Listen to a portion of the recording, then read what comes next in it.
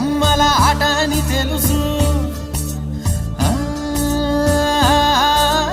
కథ అని తెలుసు, కథ అని తెలుసు, కథలన్నీ కంచికే చేరునని తెలుసు.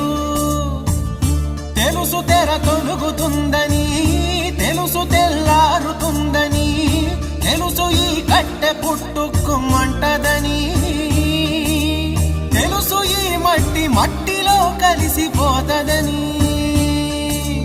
ఇన్ని తెలిసి ఇరకాటంలో పడిపోతావు ఎందుకని? మాయ